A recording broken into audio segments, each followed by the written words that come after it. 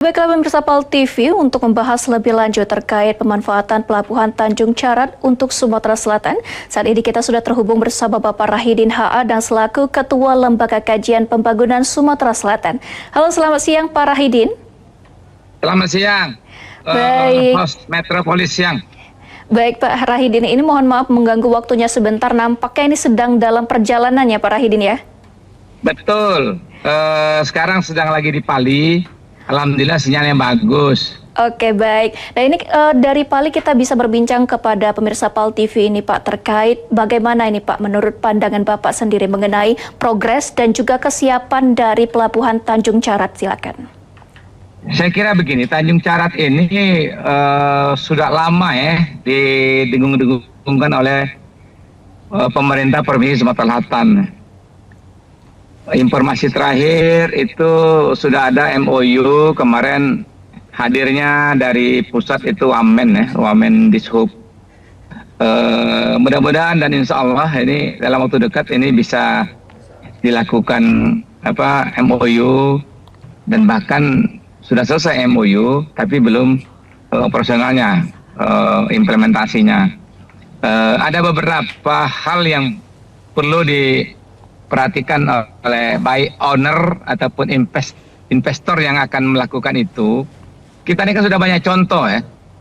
Sudah banyak contoh proyek-proyek yang begitu besar, megah proyek. Sekarang proyek yang sedang bermasalah itu adalah transportasi WUS. Nah, kenapa ini bisa muncul?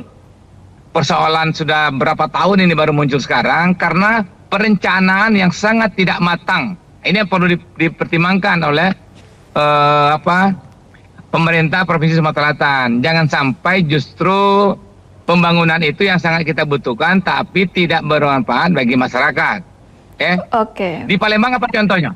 Di Palembang ini contohnya, coba kita lihat LRT sekarang.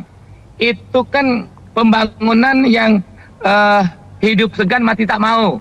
Bahkan provinsi ini mensubsidi untuk operasional LRT itu sangat luar biasa itu kan. Nah, artinya kita butuh pembangunan, tapi kalau untuk kepentingan masyarakat sangat jauh, apalagi untuk meningkatkan PAD. Ini perlu perencanaan yang sangat matang itu kan, harus melibatkan dunia pendidikan tinggi, masyarakat. Pemerintah Provinsi Sumatera Selatan sangat terbuka, jangan sampai tertutup persoalan-persoalan pembangunan ke depan.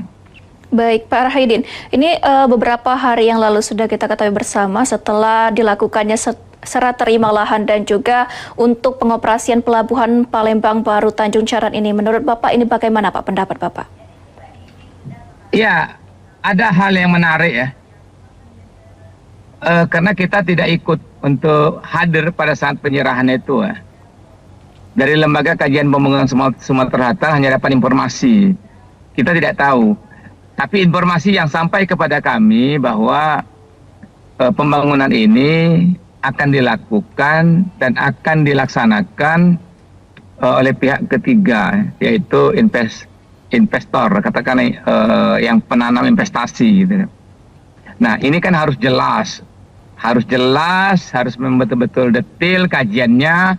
Jangan sampai yang informasi yang ke kami tidak tahu apakah benar salah, tidak menggunakan anggaran APBD ataupun APBN, karena ini murni dari pihak pemakai ya, kata pemanfaatan usernya, artinya investor.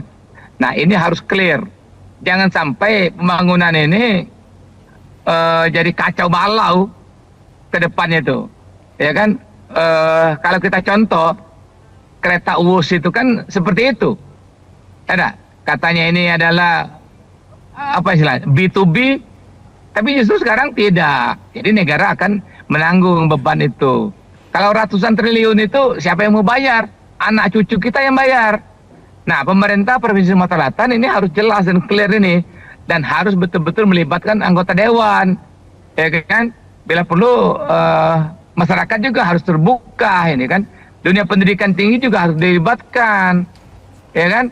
Sehingga memang betul-betul jangan sampai ke depannya ketika bermasalah. Nah, ini jadi persoalan yang tadinya tidak ada menggunakan dana APBN dan APBD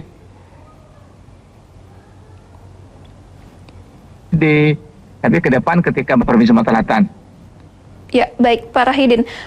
Dari menurut Bapak sendiri ini tujuan dan juga pemanfaatan dari dibangunnya Pelabuhan Tanjung Carat ini sendiri Pak di Palembang, khususnya di Sumatera Selatan, mengingat juga kita sudah memiliki pelabuhan seperti Pelabuhan Bom Baru, itu tujuan utamanya seperti apa? Iya, saya kira pembangunan Tanjung Carat ini kan salah satu untuk peningkatan ekonomi kerakyatan ya. Maka kalau ada suatu pembangunan pada suatu daerah belum begitu berkembang, dengan adanya pembangunan baru kan akan muncul UKM yang akan bermunculan di situ. Maka nilai ekonomi akan berkembang di situ. Biasanya ada pembangunan, ada proyek, ada katakanlah ekonomi sudah mulai berputar di situ. Nah, mulai masyarakat akan membangun ekonomi di situ. Saya kira ini bagus ya, konsepnya bagus.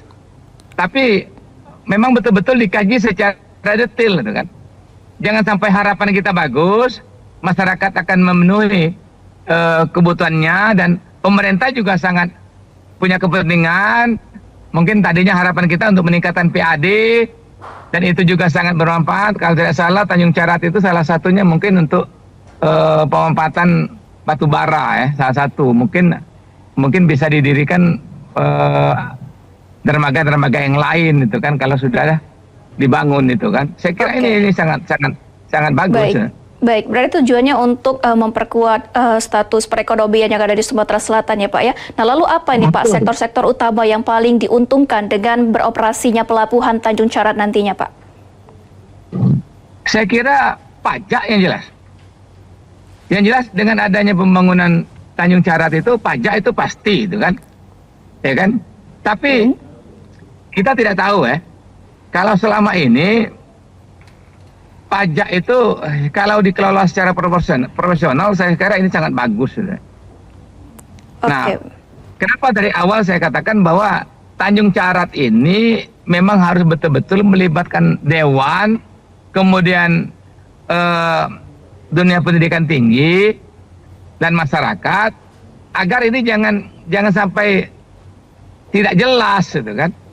Harapan kita kan banyak betul lah untuk dengan lahirnya Tanjung Carat cepat operasional itu kan, terutama Provinsi Sumatera Selatan, karena daerah-daerah sekitarnya itu bisa meningkatkan perekonomian, terutama menyangkut masalah PAD itu kan. Kita tahu sekarang ekonomi sekarang ini kan sedang sangat tidak baik-baik saja itu kan, banyak pemotongan, banyak anggaran. Maka salah satu harapan kita untuk Provinsi Sumatera Selatan dengan lahirnya Tanjung Carat itu bisa meningkatkan potensi-potensi sumber pendapatan asli daerah itu kan.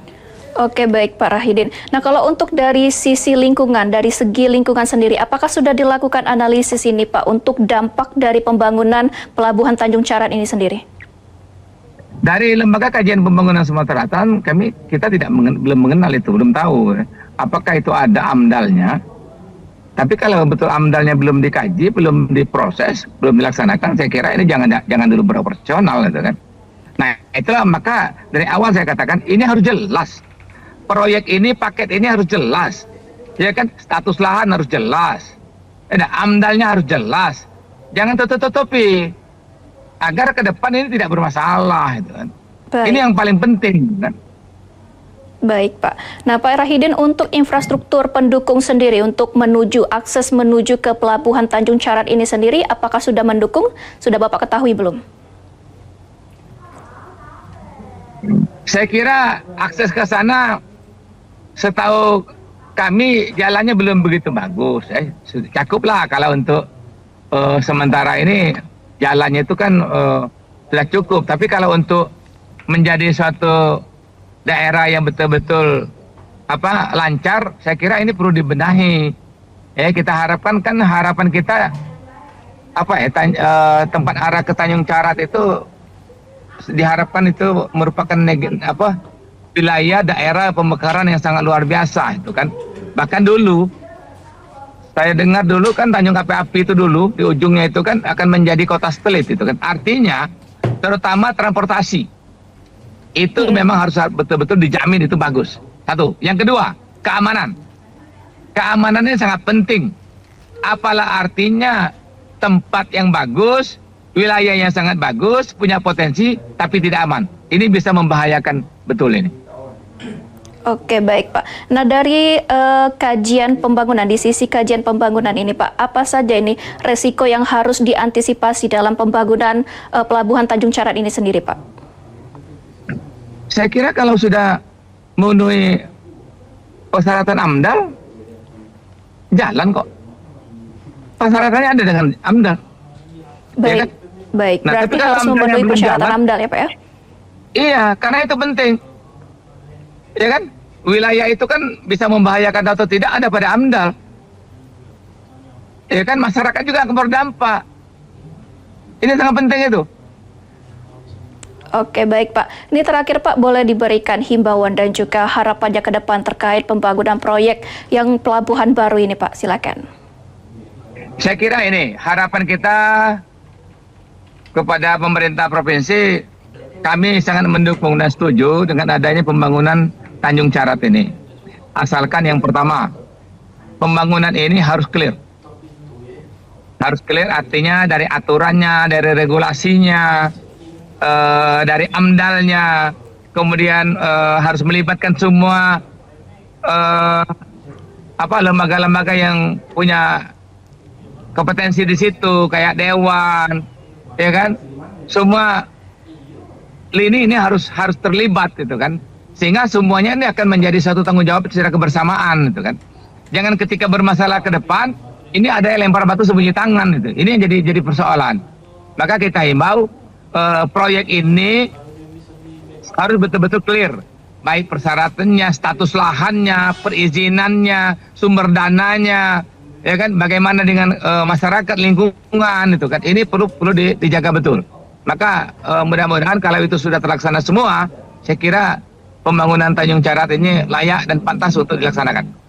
Baik, terima kasih Pak Rahidin selaku Ketua Lembaga Kajian Pembangunan Sumatera Selatan yang telah memberikan tanggapannya terkait dengan pembangunan Pelabuhan Tanjung Carat ini. Dan kita doakan bersama ini semoga proyek pembangunan dari Pelabuhan Tanjung Carat ini dapat berjalan dengan lancar. Ini rencananya akan diselenggarakan pada tahun depan ya Pak ya, 2026, dan semoga saja berjalan lancar betul. dan juga dapat bermanfaat bagi semua pihak ini. Sekali lagi terima kasih Pak Rahidin atas waktunya. Selamat beraktivitas kembali.